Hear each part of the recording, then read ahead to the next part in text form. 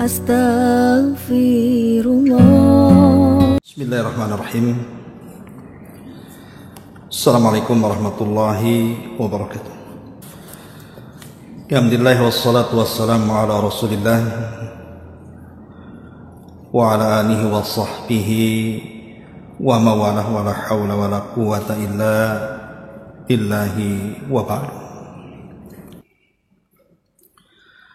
Anjuran mempersiapkan diri untuk menerima karunia Allah Subhanahu wa ta'ala. Kita baca hadisnya baru kita terangkan. Di sini Nabi sallallahu alaihi wasallam bersabda, "Inna li rabbikum fi ayyami dahrikum nafahatun fata'arradu laha la'alla ahadukum an yusibahu nafhatun minha fala yashqa ba'daha abada." Sesungguhnya Rabb kalian memiliki banyak nafahat. Di sini terjemahkan karunia. Dalam hari-hari tahunan kalian. Oleh karena itulah persiapkanlah diri kalian untuk menerimanya.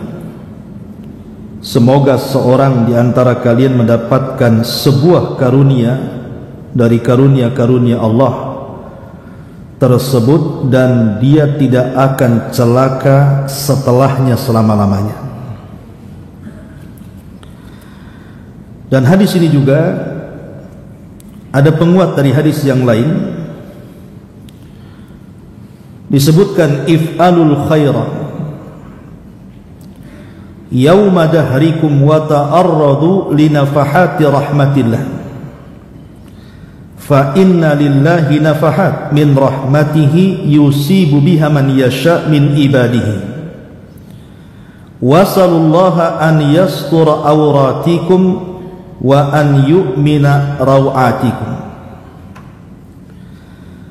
Kata Nabi sallallahu alaihi wasallam, berbuat baiklah kalian pada sepanjang masa kalian dan bersiaplah dan sambutlah nafahat, hembusan-hembusan rahmat atau karunia kasih sayang Allah untuk kalian. Sungguh Allah memiliki hembusan-hembusan pada rahmat dan kasih sayangnya yang akan diraih oleh para hamba-hamba yang dikehendakinya. Dan mohonlah kepada Allah Azza wa Jal agar menutup aurat keburukan kalian dan menenteramkan dari rasa takut dan kecemasan kalian. Baik, ma'asyiral muslimat yang dimuliakan Allah Azza wa Jal, hadis ini adalah hadis yang sangat agung sekali. Karena hadis ini menjelaskan kepada kita ada beberapa hari dalam tahunan itu yang kalau seandainya hari-hari tersebut kita lalui dengan ibadah kepada Allah Azza wa Jal, maka kita akan selamat dan tidak akan celaka setelahnya selama-lamanya. Jadi dalam setahun itu ada hari-hari, ada waktu-waktu. Kalau kita bertepatan dengan hari-hari dan waktu itu untuk beribadah kepada Allah Subhanahu wa ta'ala, maka bisa saja itu menyelamatkan kehidupan kita, dunia kita dan akhirat kita, dan kita tidak akan celaka. Ma'asyiral muslimat yang dimuliakan Allah Subhanahu wa ta'ala, Al-Imam Al-Munawi dalam kitabnya Faidul Qadir menjelaskan tentang arti nafahat. Karena di sini Rasul mengatakan, "Inna li rabbikum fi ayyami dahrikum nafahat." Apa nafahat itu? Beliau mengatakan bahwa yang dimaksud nafahat adalah ilham yang memberikan semangat kepada seseorang untuk mendekatkan diri kepada Allah Subhanahu wa ta'ala, yang diberikan kepada siapa saja di antara hamba-hamba Allah yang Allah kehendaki. Ini satu arti nafahat. Ada juga yang mengatakan bahwa nafahat itu artinya ketenangan. Jadi Allah Subhanahu wa ta'ala akan memberikan ketenangan tumakninah, keimanan, kesemangatan hidup, dan juga keselamatan kalau dia bertepatan dengan hari yang dimaksud dalam hadis ini. Lalu hari-hari apa dan waktu-waktu apa sebenarnya yang masuk dalam kategori hadis ini yang kalau kita bertepatan dapat hari dan waktu tersebut dan kita gunakan untuk ibadah dan berdoa, maka di sini Rasul mengatakan fala yashqa ba'daha abada, maka dia tidak akan sengsara setelahnya selamanya. Ma'asyiral muslimat yang dimuliakan Allah Subhanahu wa taala, para ulama ketika memberikan syarahan kepada hadis ini,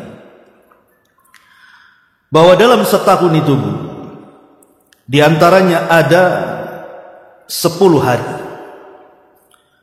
Di 3 bulan dalam setahun yang kalau kita memanfaatkan 10 hari tersebut, maka Rasul menjamin fala yashqa ba'daha abada. Orang ini tidak mungkin celaka setelahnya selamanya. Yang pertama, 10 akhir Ramadan. 10 akhir Ramadan mulai tanggal 20 sampai selesai Ramadan. Itu hari-hari terbaik. Yang kalau seandainya seseorang memanfaatkan 10 akhir Ramadan itu di hari-harinya itu, maka dia akan mendapatkan 1 malam yang bandingannya sama dengan 1000 bulan beribadah kepada Allah Azza wa Jalla. Dan itu difirmankan di dalam Al-Quran, inna anzalnahu fi lailatul qadr wa ma adraka ma lailatul qadri khairun min alfi syahrin. Bahwa kalau kita mendapatkan 1 malam itu dari 10 malam di akhir Ramadan, maka kita sama telah melakukan ibadah selama 83 tahun 6 bulan kurang lebih. Artinya kan ini luar biasa kalau orang mendapatkan Lailatul Qadar itu, karena Lailatul Qadar itu bagian daripada nafahat dalam hadis ini. Ini yang pertama.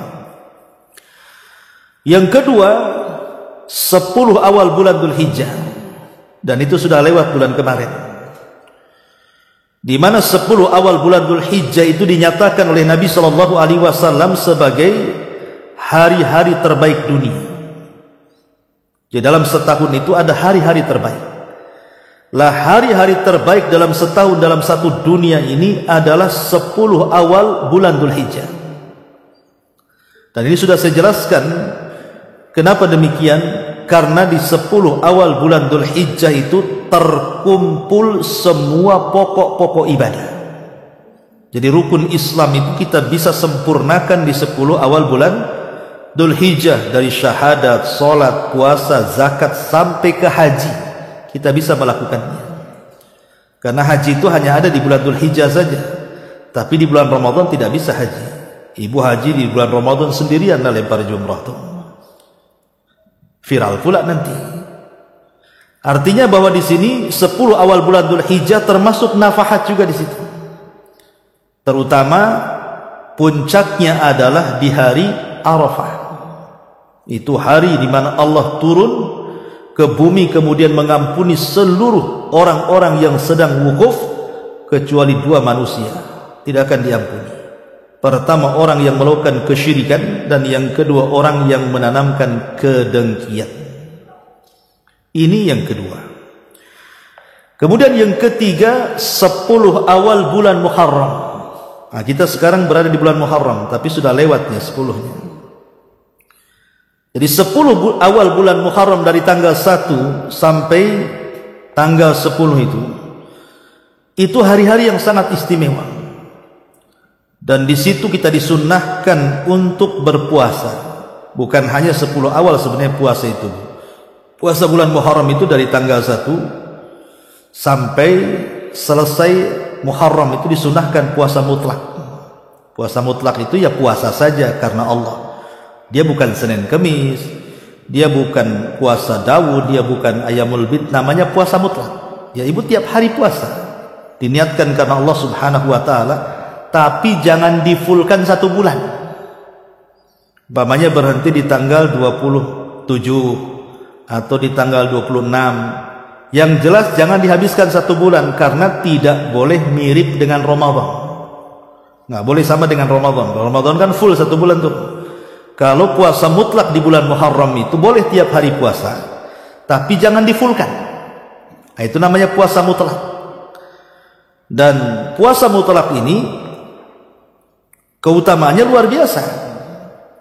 Nabi SAW sampai mengatakan, man shoma yauman fi sabilillah ba'adallahu wajhahu anin nari sab'ina kharifah. Barang siapa yang berpuasa 1 hari saja karena Allah, maka wajah dia dengan api neraka akan dijauhkan selama 70 tahun perjalanan, atau 70 musim perjalanan. Maka ini masih ada kesempatan nih. Sekarang kan masih bulan Muharram. Jadi ibu yang memang disukakan dengan puasa, ya kan tidak semua orang itu digemarkan puasa, dicandukan dengan puasa. Ada juga yang laparan tidak bisa puasa, Bu ya. Tapi ada orang-orang itu yang suka puasa, terutama yang mungkin suaminya nggak ada di rumah, kerjanya jauh, tidak pulang-pulang kan gitu ya. Ngapain juga kalau nggak puasa? Maka buatlah puasa mutlak. Pamannya ibu sudah puasa Senin Kemis, sudah puasa Daud, puasa Ayamul Bid, ingin nambah, tambahlah puasa mutlak, puasa tiap hari. Niatnya apa Ustaz? Ya niatnya puasa mutlak, puasa karena Allah niatnya. Sebagaimana hadis tadi, barang siapa yang berpuasa karena Allah 1 hari saja, maka Allah akan jauhkan wajah dia dari api neraka sejauh 70 musim atau 70 tahun perjalanan. Luar biasa itu, 1 hari puasa saja dijauhkan dari neraka. Nah ini hari-hari terbaik juga, 10 bulan Muharram terutama di 10 awalnya. Nah ini juga diantaranya masuk dalam hadis Nabi SAW, inna li rabbikum fi ayyami dahrikum nafahat. Sesungguhnya Rabb kalian memiliki banyak karunia dalam hari-hari tahunan kalian. Salah satunya tadi 10 akhir Ramadan, 10 awal bulan Dzulhijjah, kemudian 10 awal bulan Muharram. Termasuk di dalamnya adalah hari-hari di bulan Sya'ban. Hari-hari di bulan Sya'ban. Imam Ibnu Qayyim rahimahullahu taala mengatakan, ketika berbicara soal bulan Sya'ban, bulan Sya'ban itu bulan sebelum Ramadan. Sya'ban, Ramadan, Syawal, baru Dzulqa'dah, Dzulhijjah, dan sekarang masuk tahun baru Muharram. Lah bulan Sya'ban itu adalah bulan di mana kita diangkat amalan kita setiap hari. Kan Allah mengangkat amal itu kan ada yang sifatnya harian, ada yang sifatnya pekanan, ada yang sifatnya tahunan. Adapun harian, kapan Allah mengangkat amalan kita? Di 2 waktu. Pertama saat manusia sedang sholat fajar, yang kedua saat manusia sedang sholat asar. Disitulah amalan kita diangkat. Karena Allah Subhanahu wa ta'ala memberikan tugas kepada para malaikat-malaikat pencatat kebaikan itu, setiap hari disuruh mencatat kebaikan kita di siang hari dan di malam hari. Lah pertemuan 2 malaikat itu terjadi di 2 sholat ini, sholat fajar dan sholat asar. Jadi malaikat yang shiftnya siang itu mencatat kebaikan kita di siang hari, mulai dari subuh sampai asar itu ibu ngapain aja. Oh, ibu baca Quran, dicatat baca Quran. Silaturahim dicatat silaturahim. Birrul walidain dicatat birrul walidain. Zikir dicatat zikir. Dan begitu seterusnya. Nanti saat manusia sedang sholat asar, malaikat yang mencatat itu naik dan menghadap Allah, memberitahu amalan kita di siang itu. Lah di waktu yang sama ketika malaikat yang mencatat kebaikan di siang hari naik, maka malaikat yang mencatat kebaikan di malam hari turun. Di waktu manusia sedang sholat asar juga. Makanya kenapa sholat subuh dan asar itu memiliki 2 pahala, Bu? Kalau ibu lakukan tepat waktu. Pahala yang pertama karena dicatat oleh malaikat malam, pahala kedua karena dicatat oleh malaikat siang. Tapi kalau selain daripada fajar dan asar itu cuma 1 dicatat, zuhur cuma dicatat malaikat siang saja ya. Kemudian Maghrib cuma dicatat malaikat malam saja. Isya juga sama. Tapi kalau fajar itu 2 yang mencatat tuh. Malaikat siang mencatat kita sedang sholat subuh, malaikat malam pun sebelum naik mencatat kita sedang sholat subuh. Jadi 2 catatan kita dapat. Makanya kenapa Nabi SAW mewanti-wanti, jangan remehkan 2 waktu sholat ini. Kata Rasul, man hafadha ala baradaini dakhalal jannah. Siapa yang menjaga 2 barad, maksudnya sholat asar dan sholat subuh, maka dijamin masuk surga. Dari sini Nabi SAW menjamin sesiapa yang menjaga 2 sholat ini, maka ada jaminan masuk surga. Kenapa sedemikian besar? Kan sholat itu 5 waktu. Karena fajar dan asar ini masuk dalam kategori sholat wusta, yang Allah katakan hafidhu ala salawati was salatil wusta, jaga oleh kalian solat yang 5 waktu, terutama solat wusta. Nah, sebagian ahli tafsir mengatakan yang dimaksud solat wusta itu solat subuh, yang lain mengatakan yang dimaksud solat asar. Ini catatan amal yang sifatnya harian, yang diangkat itu. Ada catatan amal itu yang sifatnya pekanan, dan itu ada di 2 hari. Pertama hari Senin, yang kedua hari Kamis. Makanya di situ disunnahkan puasa Senin Kamis, karena di 2 hari itu Allah angkat. Tetapi ada pengecualian dalam hadis itu, diangkatnya amalan ini dan dikecualikan ada orang-orang yang tidak diangkat amalan hari itu 2 manusia. Pertama, orang yang menyekutukan Allah Subhanahu wa taala tidak akan diangkat amalannya. Yang kedua, orang yang bertengkar. Mungkin ibu tidak akur dengan suami, tidak akur dengan anak, tidak akur dengan saudara, tidak akur dengan orang tua, tidak akur dengan tetangga gitu ya. Maka walaupun ibu puasa Senin Kamis, kalau tidak akur masih ada kedengkian dalam hati ibu itu, tidak akan diangkat amalannya. Karena nas hadisnya seperti itu. Ya. Lah baru di bulan Sya'ban itu setiap hari selama 1 bulan. Makanya kenapa Nabi SAW selama bulan Sya'ban itu beliau berpuasa sama seperti bulan Muharram, puasa mutlak, puasa tiap hari. Ketika ditanya oleh sahabat, kenapa Nabi SAW banyak berpuasa sunnah di bulan Sya'ban, maka Nabi SAW hanya mengatakan, karena aku ingin saat diangkat amalanku, aku sedang berpuasa, katanya. Itu alasan Nabi SAW. Lah ini namanya hari-hari yang disebut dengan nafakhat dalam hadis yang kita bahas ini. 10 akhir Ramadan, 10 awal bulan Dzulhijjah, 10 awal bulan Muharram, dan hari-hari di bulan Sya'ban. Ini jelas keutamaannya. Ya. Ma'asyiral muslimat yang dimuliakan Allah Subhanahu wa taala. Adapun yang berkenaan dengan waktu-waktu, dalam 1 hari itu kan juga ada waktu-waktu, yang dalam waktu itu ada nafkah, ada karunia-karunia Allah, ada rahmat-rahmat Allah yang turun kepada kita. Dan kalau kita mencocoki waktu itu dalam 1 hari, maka kita akan masuk pada lafaz hadis Nabi SAW, fala yashqa ba'daha abada. Ibu tidak mungkin celaka setelahnya selamanya. Apa waktu-waktu dalam harian itu? Pertama, sepertiga malam akhir. Sepertiga malam akhir. Malam itu kok dibagi 3, ada sepertiga malam awal, ada sepertiga malam tengah, ada sepertiga malam akhir. Lah sepertiga malam akhir ini adalah waktu yang sangat ajaib. Kenapa demikian? Karena setiap hari Allah itu turun ke langit dunia. Kemudian Allah Subhanahu wa taala berfirman kepada kita setiap hari. Apa firman-Nya? Man yad'uni fa astajibalah, wa man yas'aluni fa u'tiyah, wa man yastaghfiruni fa aghfiralah. Siapa yang berdoa ku kabulkan, siapa yang minta ku beri permintaannya, siapa yang minta ampun ku ampuni dosa-dosanya. Subhanallah, 3 perkara.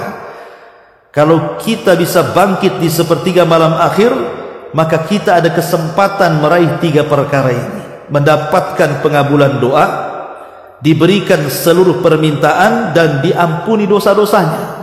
Kurang apa lagi? Dan ini setiap hari, bukan seminggu sekali, tidak, setiap hari. Makanya para ulama itu mengajarkan kepada kita, kalau kita banyak masalah, dirundung dengan banyak masalah apa aja lah, masalah ekonomi, kesehatan atau apa kan itu, maka biasakan bangun di sepertiga malam akhir, minta masalahnya diselesaikan, karena saat itu Allah sedang turun menemui hambanya. Artinya Allah subhanahu wa ta'ala setiap sepertiga malam dalam setiap hari itu mengundang kita. Kita diundang oleh Allah subhanahu wa ta'ala juga untuk hadir di sepertiga malam itu, kemudian berdoa, meminta dan minta ampun. Tetapi betapa banyak orang-orang yang lalai dari sepertiga malam akhir ini, karena memang itu waktu-waktunya orang pulas-pulasnya tidur masalahnya. Dan di waktu itu setan memang sedang mengikat tengkuk kita, dan setan akan membaca mantra di tengkuk kita, nim naumatan tawilah, tidur malam masih panjang katanya. Itu sepertiga malam tuh setan tuh bisik-bisikan kayak gitu. Akhirnya alarmnya bangun, ibu juga bangun, tapi untuk mematikan alarm saja. Habis itu tidur lagi, atau numpang kencing balik lagi. Padahal sebenarnya Bu, menghidupkan sepertiga malam itu kan tidak harus dari jam 2 sampai subuh. Karena namanya Qiyamul Lail itu juga bukan mesti tahajud saja. Qiyamul Lail ini masuk pada kategori zikir. Kalau ibu sudah berzikir walaupun hanya 10 menit, itu disebut Qiyamul Lail. Oh, malas berzikir Ustaz, kayaknya lisan lagi sariawan. Wudu, ibu bangun tidur, wudu. Habis wudu tidur lagi. Berarti ibu sudah Qiyamul Lail walaupun hanya sekedar mengambil wudu. Atau mungkin baca Quran, walaupun mungkin satu surat pendek ibu baca, bisa tidur lagi umpamanya. Ya, tapi tentunya kalau ibu bisa mengumpulkan semuanya dan menghidupkan malam itu dengan semua ibadah, itulah sempurnalah ibu. Ibu yang juga tahajud di situ, baca Quran di situ, zikir di situ, sedekah di situ. Ya, kan sekarang kan enak bersedekah itu Bu. Pokoknya kita mau ngambil waktu-waktu yang sangat mustajab, sedekah di sepertiga malam akhir kan enak, sekarang bisa ditransfer. Ya. Ataupun mamanya ibu naruh celengan gitu ya, mengkhusus nih celengan di panti asuhan, di pembangunan masjid, di pembangunan apa, taruh aja di tempat di kamar itu. Pas bangun sepertiga malam ambil uang masukkan kan itu ya. Tapi akhir bulan jangan pula untuk belanja, kan itu untuk diinfakkan. Kepepet Ustaz pinjam dulu, ya dibayar kalau pinjam. Artinya bahwa di sini ada waktu-waktu dalam satu malam itu, itulah disebut dengan inna li rabbikum fi ayyami dahrikum nafahat. Jadi disitulah nafahatnya, ada karunia-karunia, rahmat-rahmat Allah yang turun di sepertiga malam akhir. Ini waktu-waktu khususnya. Ini yang pertama. Ya. Kemudian yang kedua juga disebutkan dalam syarahnya oleh para ulama adalah di waktu ibu sedang sujud. Itu waktu yang sangat mustajab. Ibu sedang sujud itu.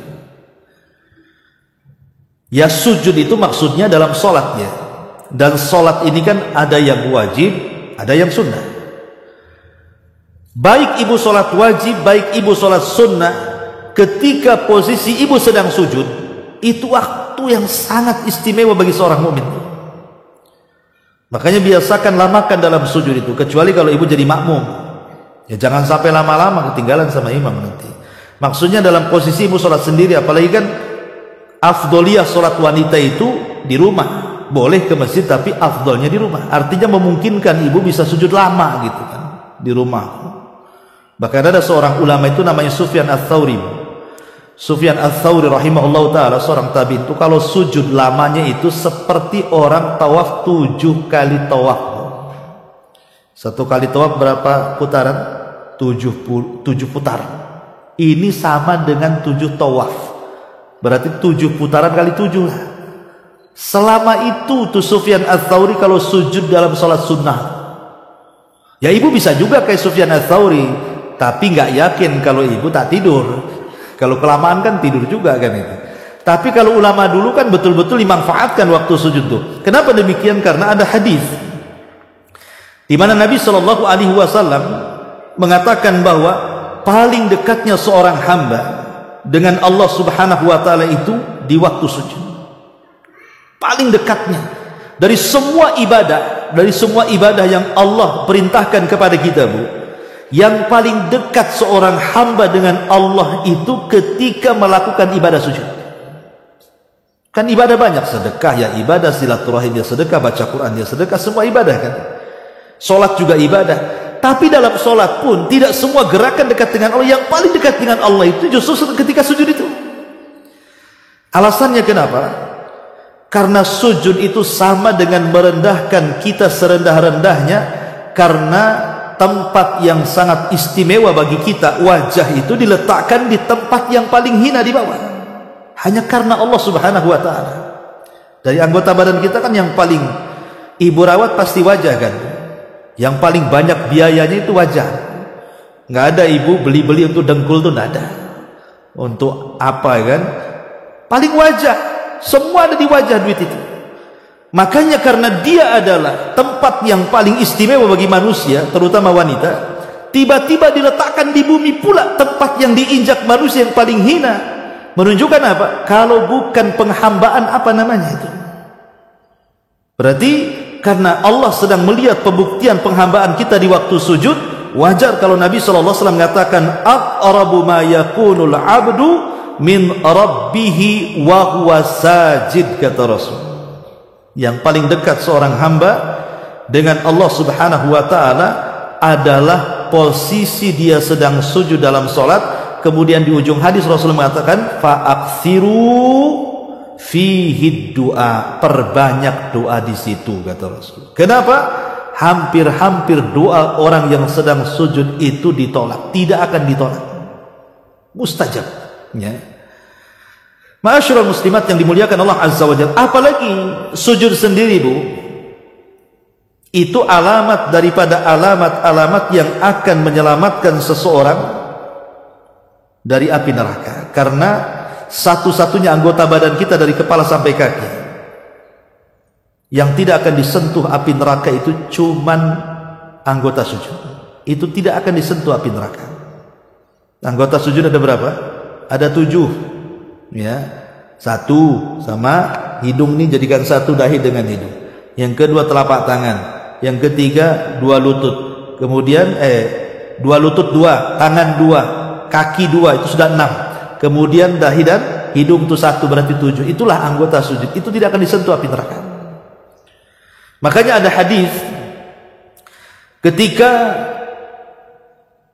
orang-orang yang berada di sorga itu, mereka berbincang-bincang soal teman-teman mereka yang masuk neraka. Dan ini pentingnya kita ini punya kawan yang baik, Bu.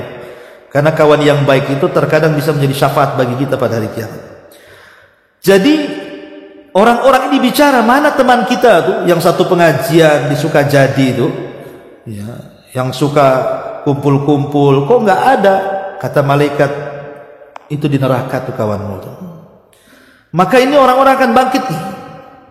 Kemudian dia mengatakan, ya Rabb, la tastakmil ladzati hatta tukhrijahu minan nar. Ya Rabb, jangan kau penuhi kelezatan kami di sorga sampai kau keluarkan kawan kami dari neraka. Maka Allah Subhanahu wa Ta'ala merintahkan para malaikat untuk menjemput dari neraka, karena syafaat teman-teman yang baik di sorga. Lah malaikat tidak kenal mana kawannya satu yang ada di neraka itu kecuali dari bekas sujudnya, kata Nabi. Dari sini menunjukkan bahwa kalau orang suka sholat, insya Allah dia ada kesempatan selamat dari neraka walaupun dia sempat masuk neraka. Kenapa? Karena malaikat yang akan menyampaikan syafaat kepada penduduk neraka itu, mereka tidak mengenali mana satu yang diselamatkan kecuali dari anggota sujudnya. Makanya kenapa kemudian sujud ini sangat istimewa sekali, karena bisa mendatangkan kebaikan, menghilangkan keburukan, bahkan bisa mengangkat derajat dan amalan yang paling cepat masuk surga. Karena ada di zaman Rasul seorang anak kecil namanya Rabi'ah al-Aslami, usianya 10 tahun, Rabi' al-Aslami itu. Tapi dia suka bantu Nabi. Jadi kalau malam-malam dia nggak pernah tidur. Jadi dia tidurnya itu di samping pintu rumah Nabi sambil lesehan-lesehan. Khawatir apa? Khawatir tengah malam Rasul perlu sama dia. Entah mungkin mengambilkan sandalnya, entah mengambilkan siwaknya, entah mengambilkan air wudunya. Pokoknya Rabi' al-Aslami ini tidak jauh-jauh dari pintu Nabi itu kalau malam. Khawatir ada hajat malam-malam Nabi itu. Usia 10 tahun masih kecil kan. Ibu punya anak 10 tahun kayak apa kan itu? Masih kecil. Jadi Nabi SAW ini, karena Nabi itu tidak pernah melupakan kebaikan orang, walaupun anak-anak. Akhirnya dipanggil sama Nabi itu Rabi' al-Aslami ini. Ya Rabi'ah, engkau sudah banyak berbuat baik kepadaku. Salni masyiti. Mintalah sesuatu, aku akan beri. Coba Bu, kalau posisi anak 10 tahun di zaman sekarang, ibu bilang begitu, kira-kira minta apa Bu? Handphone, gadget, kan itu ya, seputar itulah. Nggak mungkin minta ya, paling minta handphone paling tinggi. Tapi Rabi' al-Aslami ini 10 tahun di luar perkiraan kita. Ketika Rasulullah SAW mengatakan minta sesukamu katanya, karena engkau sudah banyak membantuku, kata Rasulullah. Kata Rabi' al-Aslami ini, apa kata dia? Ya Rasulullah, aku tidak hendak apapun, cuman satu permintaan kepadamu ya Rasulullah. Kata Rasul, apa itu? Inni uridu ma'aka fil jannah. Aku hanya ingin menjadi temanmu di sorga, katanya. Ini 10 tahun ngomong begitu. Dia ingin jadi teman Nabi di sorga. Umur 10 tahun. Itulah orang-orang kalau ditarbiyah dalam tarbiyah nubuah itu seperti itu. Umur, walaupun umur kecil, tapi kalau ibu betul-betul mentarbiyahnya di atas syariat, pasti yang keluar dari lisannya pun yang bagus-bagus kan. Tapi Nabi SAW tidak lantas mengiyahkan. Nabi mengatakan, ya Rabi'ah, kalau begitu fa'inni, bantulah aku untuk mencapai cita-citamu, ala dzalika bi kathratis sujud. Tolong perbanyak sujud, kata Rasul. Bantu supaya aku bisa mengabulkan permintaanmu, perbanyak sujud, katanya. Artinya disuruh banyak sholat. Nah, bagaimana di sini Nabi SAW mengisyaratkan bahwa sujud ini juga salah satu penyebab besar orang masuk ke dalam surga. Ini nafahat dalam waktu-waktu dalam sehari itu. Juga yang kedua adalah di waktu sujud. Kemudian yang ketiga, satu waktu di hari Jumat. Ini hari Jumat ya. Nabi SAW pernah mengatakan, fil jum'ati sa'atun la yuwafiquha abdu muslim qa'imun yusalli fasa'alallaha khairan illa atahu. Kata Nabi SAW, di hari Jumat ini ada satu waktu, kata Rasul, kalau ada seorang hamba muslim berdoa kepada Allah bertepatan dengan waktu mustajab doa itu, minta apapun Allah beri, kata Allah, kata Nabi. Sebagian para ulama berselisih pendapat, maksudnya satu waktu di hari Jumat yang kalau kita berdoa mustajab itu kapan? Kan Jumat ini kan sehari semalam gitu ya. Mulai dari kemarin terbenam matahari itu sudah mulai malam Jumat. Nah, sekarang sudah pagi Jumat, tar lagi siang Jumat, nanti sore Jumat, terbenam matahari, habislah Jumat tuh. Lah dalam sehari semalam itu yang dimaksud waktu mustajab itu kapan? Sebagian para ulama mengatakan, ada yang mengatakan annaha min julusil imam ila inqidha'is shalah. Pertama, sebagian mengatakan mulai daripada duduknya imam, seorang khatib di khutbah Jumat itu, sampai selesai sholat. Jadi mulai imam duduk, kemudian berkumandang azan, kemudian berkhutbah kan gitu. Kemudian ada namanya duduk di antara dua khutbah, kemudian khutbah lagi, kemudian selesai khutbah, kemudian sholat Jumat, kemudian selesai. Lah di waktu itulah mustajabnya doa. Kan ibu bisa dengar dari rumah kan, kalau dengar azan, berarti ini sudah azan kedua lah. Umumnya di negeri kita kan Jumat 2 kali azan. Berarti kalau ibu sudah mendengar azan kedua, berarti ini imam sudah mulai naik mimbar tuh. Disitulah waktu mustajab. Ibu berdoa di situ sampai selesai sholat. Ini satu waktu. Pendapat yang kedua, maksudnya annaha ba'da al-asri. Maksudnya adalah setelah sholat asar. Jadi setelah sholat asar di hari Jumat, dari ba'da asar sampai terbenam matahari, disitulah waktu mustajab doa. Dan ini pendapat yang kedua, sebagaimana pendapat Abdullah ibn Salam, Abu Hurairah, Imam Ahmad, dan banyak sekali para ulama mengatakan bahwa yang dimaksud waktu yang mustajab doa di hari Jumat itu artinya setelah asar sampai maghrib. Dan dua-duanya, kata para ulama, bisa kita lakukan. Nah, ini juga diantara nafahat yang disebutkan, inna li rabbikum fi ayyami dahrikum nafahat, waktu-waktu yang sangat luar biasa yang Nabi mengatakan fala yashqa ba'daha abada. Orang kalau mendapatkan waktu itu tidak akan sengsara setelahnya selama-lamanya. Nah, ini juga diantara waktu-waktu istimewa. Kemudian yang keempat, ketika turun hujan. Ketika turun hujan, Nabi SAW ketika turun hujan itu disebutkan dalam sebuah hadis dari Anas ibn Malik radhiyallahu an, asabana wa nahnu ma'a Rasulillah sallallahu alaihi wasallam matarun. Kata Anas, kami pernah bersama Rasul, tiba-tiba hujan deras. Apa yang terjadi? Qala fahasara Rasulullah sallallahu alaihi wasallam thawbahu hatta asabahu minal matar. Maka Nabi sallallahu alaihi wasallam kemudian membuka sebagian bajunya dari badannya sengaja supaya hujan itu menimpa sebagian baju dan badannya. Ya. Dan ini bertentangan dengan kebiasaan kita pula. Ibu kalau hujan malas keluar kan, kalau kena sikit aja rintikan, wah nanti sakit kepala katanya. Kan itu, karena didoktrin sakit kepala, nah itu ya, nanti kena rintik-rintik sedikit, harus cepat mandi, cepat basuh tuh kepalamu tuh, nanti sakit kepala, kan itu doktrin itu yang menyesatkan sebenarnya. Justru kalau seandainya kita hujan kemudian kena kepala kita, beruntung kita. Kenapa? Karena alasan Nabi SAW mengatakan apa? Kata Rasulullah ketika Anas bin Malik radhiyallahu anhu menceritakan seperti itu dan bertanya, lima sana'ta ya Rasul, kenapa kau melakukan seperti itu? Kata Rasul, li'annahu hadithu ahdin bi rabbih, karena itu awal Allah sedang mencucurkan rahmatnya, aku ingin mendapatkan rahmatnya. Ya, jadi sekali-kali hujan-hujanan lah Bu. Ya, masa takut sama air hujan? Ya kalaupun tidak hujan-hujanan, minimalnya adalah sebagian rintikan hujan itu terkenalah badan kita, entah tangan kita, entah kepala kita, entah bahkan ada sebagian para sahabat tuh sampai mengeluarkan kasur Bu, supaya sengaja dihujani itu, bayangkan. Itu ada sahabat yang melakukan seperti itu. Kalau ibu kan tidak. Kalau hujan, pakaian itu terbang kemana-mana, langsung sibuk tuh pakaian hujan-hujannya. Padahal biarkan saja sebenarnya. Justru pakaian kita dapat rahmat kan itu.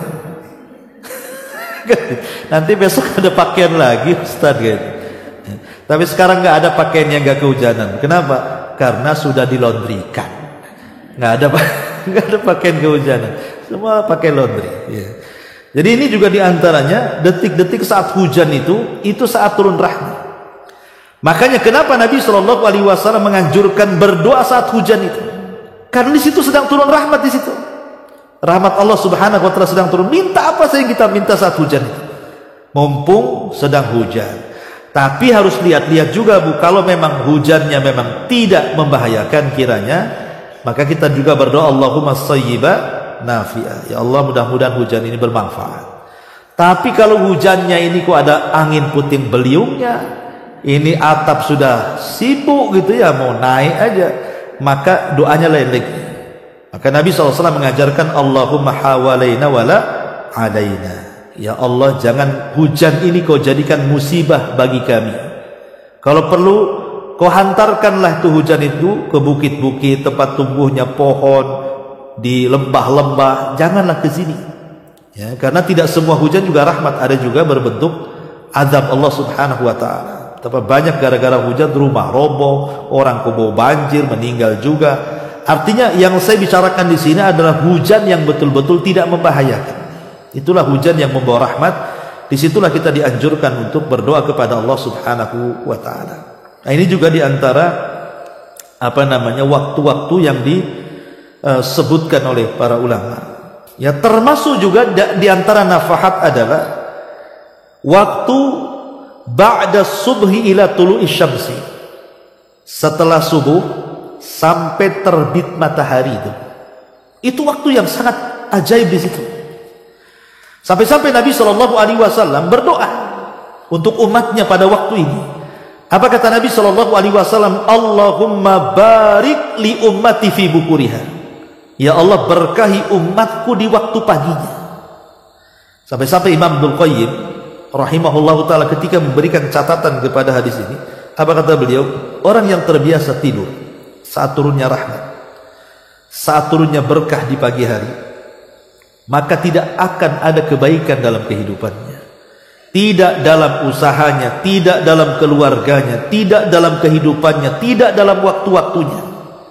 Maksudnya orang yang terbiasa tidur setelah subuh gitu maksudnya.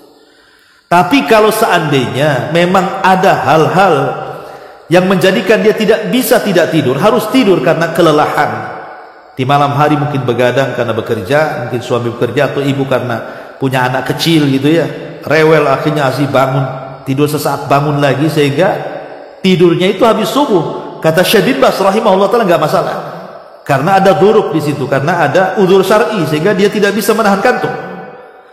Tapi kalau menjadi sebuah kebiasaan habis subuh tidur, itulah yang tidak akan dapat berkah hidupnya. Karena Nabi SAW yang mengatakan kan, Allahumma barik li ummati fi bukuriha. Ya Allah, berkahi umatku di waktu paginya. Makanya kalau ibu lihat dalam hadis-hadis tentang wanita-wanita sahabiah di zaman sahabat itu, di zaman Rasul, yang sholat ke masjid berjamaah itu bu, ibu tidak akan dapati di waktu zuhur, waktu asar, waktu maghrib, waktu isya. Tapi rata-rata hadis-hadis yang menceritakan wanita-wanita di zaman Rasul ke masjid salat di belakang Rasul itu hanya ada di sholat subuh. Itu riwayat-riwayatnya ya. Rata-rata kalau menceritakan tentang wanita yang sholat ke masjid di belakang Rasul itu tidak ada di waktu selain subuh. Rata-rata riwayatnya semua di waktu subuh. Kenapa coba? Ke wanita-wanita di zaman Nabi SAW keluar berjalan kaki dari rumah ke masjid sholat di belakang Rasul hanya di sholat subuh. Itu bukan berarti di sholat lain tak boleh ke masjid, boleh. Cuman maksud saya kan riwayatnya hanya ada di sholat subuh gitu ya. Karena wanita-wanita sahabiah di zaman itu ingin mencari keberkahan waktu pagi sekalian olahraga. Jadi mereka jalan kaki dari rumah, kemudian setelah sholat subuh mereka pulang jalan kaki lagi, sehat ya. Kenapa? Karena di situ ada angin yang disebut dengan soba namanya. Kata Nabi SAW, nusirtu bis soba wa uhlikatil adu biddabur. Aku ditolong dengan angin pagi sebagaimana kaum Ad dihancurkan dengan angin sore. Artinya di situ ada angin. Makanya saya anjurkan kalau memang bu, waktu subuh itu tidak mendung, tidak hujan, cuaca bagus, maka bukalah jendela ya, buka pintu sedikit biar masuk angin soba ke dalam rumahku. Ini enggak, habis subuh bukan hanya jendela digembok, gorden ditutup lagi, udah gorden warna hitam lagi kan, ya gelap lagi lah bu. Akhirnya tidur lagi lah, nggak dapat berkah jadinya. Jadi harus pandai-pandai seorang muslim itu memanfaatkan di waktu ini, karena keberkahan itu turun di waktu itu. Sampai-sampai ulama memberikan contoh kan, dulu pernah saya ceritakan juga di sini, bagaimana berkahnya di waktu pagi itu, sampai ulama memberikan contoh dengan dua binatang tuh. Ya, pertama anjing, yang kedua kambing, sampai seperti itu. Maksudnya apa kambing dengan anjing itu? Maksudnya secara populasi bu, jumlah anjing itu bukan semakin banyak, tapi semakin punah. Tapi jumlah kambing itu walaupun menjadi sasaran korban, sasaran walimah, sasaran sate Madura, ya kan? Itu kan semua pakai kambing, nyembeli kambing. Sasaran orang akekah hari-hari loh kambing itu disembeli. Apalagi waktu korban tuh ratusan ribuan kambing disembeli. Kok tidak habis-habis loh kambing itu. Tapi kan anjing itu orang-orang tertentu, agama-agama tertentu yang suka. Kan tidak semua orang suka daging anjing itu. Nggak ada. Dan nggak ada ceritanya orang akekah itu berapa anjing disembeli. Atau orang walimah kalau pakai anjing kan mau makan di situ. Tapi kenapa secara populasi kok habis tuh anjing tuh? Lah inilah bedanya berkah di sini. Karena anjing itu kalau malam dia nggak pernah tidur, layapan dia. Ya. Tidurnya kapan? Habis subuh.